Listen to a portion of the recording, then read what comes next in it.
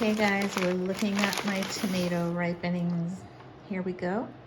If you tuned into my last homestead video, you saw all the boxes and boxes of green tomatoes that a friend from church had given me, and I still have quite a few green tomatoes here that I'm waiting to ripen, but I am using them as they ripen, and so I separated them into boxes of stages of ripeness here, and each morning I go through them and take out the ones that are ready to do something with and put the others that aren't back into the boxes of ones that are still ripening.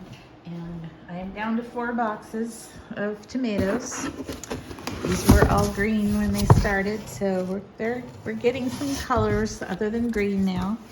And I just want to talk to you a little bit about canning, because sometimes you might see these pictures on Facebook where people post tons of canning that they've done on one day, and I want to show you the canning that I did this morning in my still messy from canning kitchen. This is it. This was my batch for the day, and as you can see, it wasn't a gigantic batch. Actually, it was only these 5 pints of crushed tomatoes that I did today. These 2 jars of tomato bisque soup were from a batch that I canned yesterday, and those 2 jars did not seal, so I recanned them this morning because I knew I was going to have a small batch with just these few jars, these few pints of chopped tomatoes or crushed tomatoes. But I didn't want them to go to waste, and we've been eating the leftover tomato soup from the first batch that I made and canned for several days now, and I didn't really want to have it for dinner again today. So I thought I'm just going to put new lids on those and recan them, and this time it looks like they did seal, so glad to see that.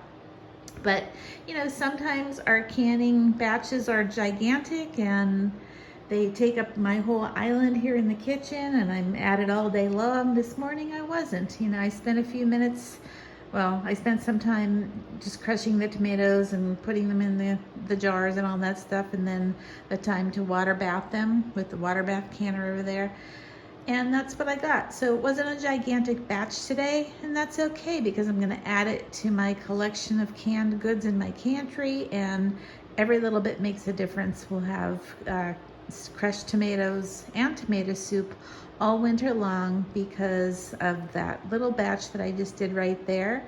So I just wanted to encourage you that if you think I don't have enough to really do something with, but to bother with canning them, do it anyhow, even if you just have a small batch with several jars, because you will be glad it adds up. And I'll show you my pantry one day soon, and you'll see how it's added up for me and how it can add up for you too. So happy canning.